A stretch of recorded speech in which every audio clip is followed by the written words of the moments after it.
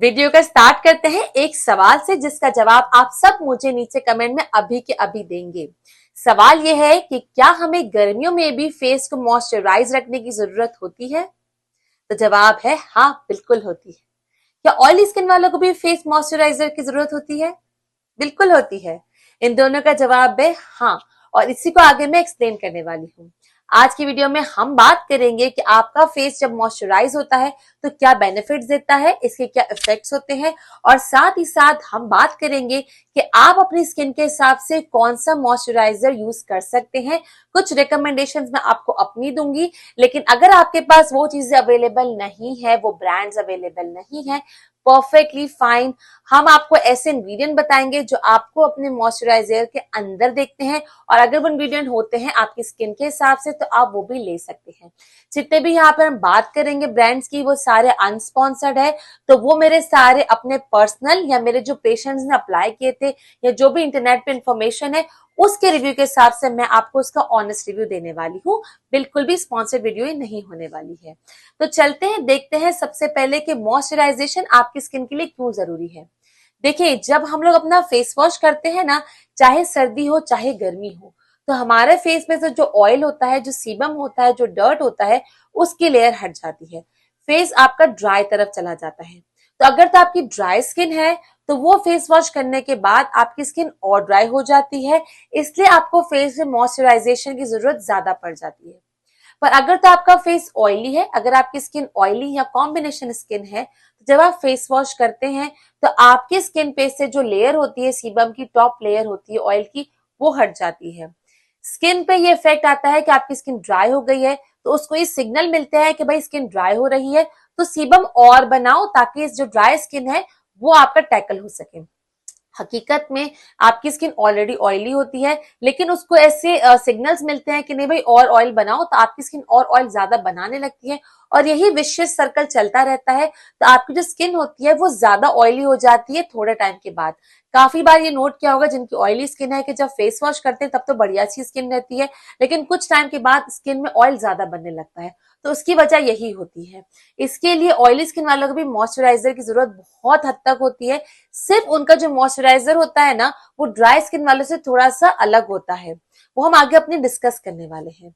देखिए, अगर आपकी ऑयली स्किन है, ड्राई स्किन है, कॉम्बिनेशन स्किन है, ये होती है स्किन के टाइप्स। इनके हवाले से भी हम डिस्कस करेंगे कि कौन से आपको बेनिफिट देंगे मॉइस्चराइजर। और एक स्किन की कंडीशन होती है जिसे हम कहते हैं एक्नी प्रोन स्किन। एक्नी जो स्किन होती है ना, वो स्किन टाइप नहीं होती, स्किन की कंडीशन होती है जिसमें आपको एक्नी यानी दाने हो जाते हैं।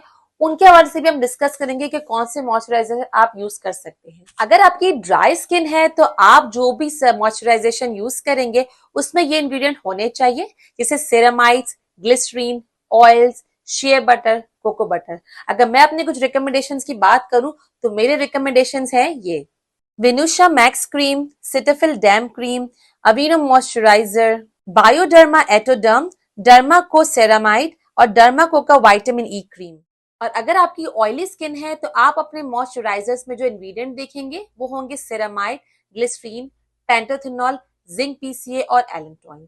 जो ऑयली स्किन के हवाले से या कॉम्बिनेशन स्किन के हवाले से मेरे रिकमेंडेशन मॉइस्चराइजर्स हैं वो ये हैं: एमोलिन क्रीम, एक्रोफाई, ओराइजा, एक्नी ओसी, फॉर्मूला आरएक्स मेलेजिया, बायोडर्मा सीबियम हाइड्रा, या तो doctor shades healthy hyaluronic acid moisturiser, या डॉट एंड की caeca Kameng skin renewing night gel. अब ये जितने भी हमने यहाँ पर ऑयली स्किन वालों के लिए मॉइस्चराइजर बताए हैं ना, ये बिल्कुल लाइट वेट होते हैं और जेल की कंसिस्टेंसी में होते हैं। इस वजह से ये स्किन पे बहुत ही चिपचिपापन का इफेक्ट नहीं देते। साथ ही साथ इसमें ऐसे इंग्रेडिएंट होते हैं जैसे नाइसिनामाइड और पेंटाथेनॉल, जो कि सूदिंग से इफेक्ट देते हैं और आपकी स्किन को ज्यादा इरिटेट भी नहीं करते। हेंस ऑयली स्किन वालों को भी मॉइस्चराइजर यूज करना उतना ही जरूरी है जितना ड्राई स्किन के लिए है। एक्नी प्रोन स्किन की अगर हम बात करें तो जिनको एक्नी होती है उनको भी मॉइस्चराइजर बहुत जरूरी होता है। अगर तो आप एक्ने के लिए कोई ट्रीटमेंट ले रहे हैं तो आपकी स्किन को और ड्राई और इरिटेटेड बना देता है। इसके मॉइस्चराइजर जो होगा वो आपकी स्किन में कामिंग और सूदिंग इफेक्ट देगा।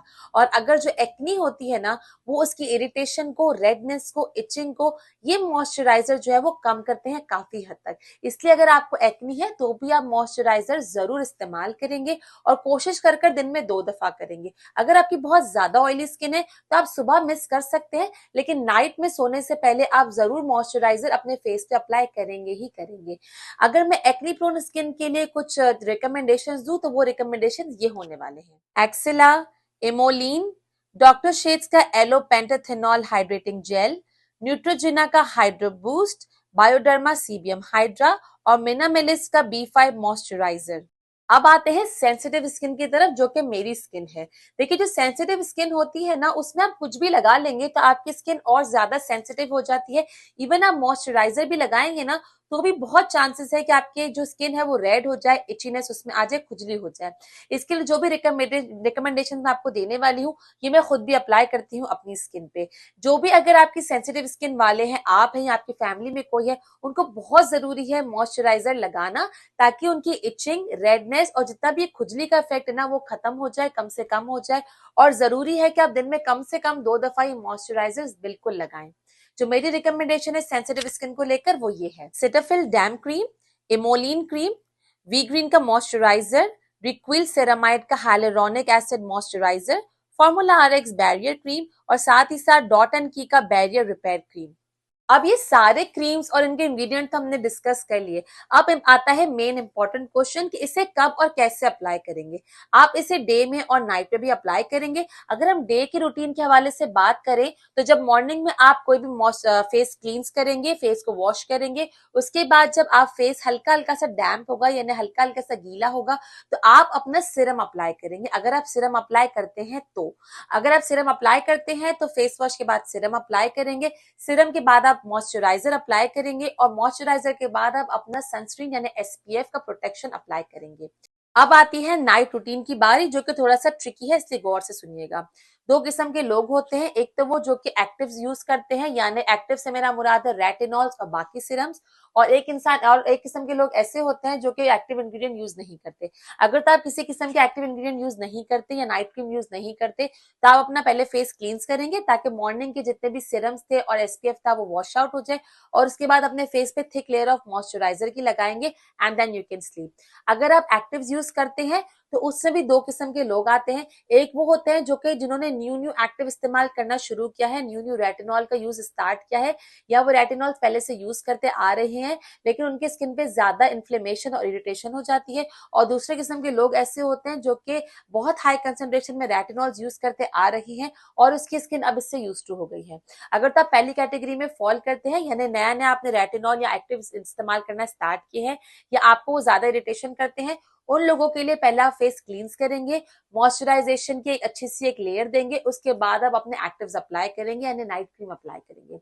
अगर आप एक्टिव्स पहले से अप्लाई करते आ रहे हैं और आपकी स्किन इसकी यूज टू हो गई है तो पहला फेस क्लींस करेंगे, फिर अपनी नाइट क्रीम और एक्टिव लगाएंगे और उसके बाद उसके ऊपर अच्छी सी एक मॉइस्चराइजेशन की क्रीम लगा देंगे। हर चीज लगाने में, चाहे आप किसी भी कैटेगरी में फॉल करते हो, कम से कम 3 से 4 मिनट का वक्फा जरूर होना चाहिए ताकि जो पहला इंग्रेडिएंट आपने लगाया है वो अच्छे से एब्जॉर्ब हो जाए। अब देखें, अगर आपकी स्किन बहुत ज्यादा ऑयली है, सुपर ऑयली है, तो आप चाहें तो जो मॉर्निंग का मॉइस्चराइजर था वो आप स्किप कर सकते हैं। आपने फेस वॉश किया और फेस वॉश के बाद आपने सिरम लगाया और सिरम के बाद डायरेक्ट आपने अपना सनस्क्रीन लगा लिया। लेकिन ऑयली स्किन वाले भी जो है वो रात का मॉइस्चराइजर बिल्कुल भी मिस नहीं करेंगे, क्योंकि जो रात का मॉइस्चराइजर है ना वो आपकी स्किन में बैरियर इफेक्ट करता है और आपकी स्किन को ओवरनाइट जो है वो प्रोटेक्ट करता है। और अगर आपने ऑयली स्किन होने के बावजूद भी नहीं लगाया, ये सोचिए कि ऑलरेडी आपकी स्किन ऑयली है, तो जब आप मॉर्निंग में उठेंगे तो आपकी स्किन और ज्यादा ऑयली हो जाएगी। इसके लिए मॉइस्चराइजर, चाहे आपकी स्किन ऑयली हो, ड्राई हो, कॉम्बिनेशन हो, एक्नी प्रोन हो, सेंसिटिव हो, आपको लगाना जरूरी है। मॉइस्चराइजर हमेशा आप अपनी बॉडी पे भी लगाएंगे और बॉडी पे लगाने के लिए भी हमेशा कोशिश कर कर, अगर जब भी आपकी स्किन डैम होगी यानी हल्की हल्की गीली होगी, स्पेशली शावर के बाद, आप जरूर अपनी बॉडी पे मॉइस्चराइजर लगाएंगे। अगर आप इस ऐसी और भी वीडियोस चाहते हैं मुझसे, जैसे विटामिन सी के हवाले से या और भी किसी के हवाले से, तो आप नीचे कमेंट कीजिएगा। वीडियो अच्छी लगी है तो इसे लाइक कीजिए और चैनल पर न्यू तो इसे सब्सक्राइब जरूर कीजिएगा। अगर चाहते हैं कोई होम रेमेडीज देखना तो आप इस लिंक पे क्लिक कर सकते हैं, और चाहते हैं मेडिकली ऐसे प्रोडक्ट्स देखना जो कि मैंने स्किन के रिलेटेड आपसे डिस्कस किए हैं, तो आप इस लिंक पे क्लिक करके देख सकते हैं। मैं आपसे मिलती हूँ इन वीडियोस में। Till then, bye bye.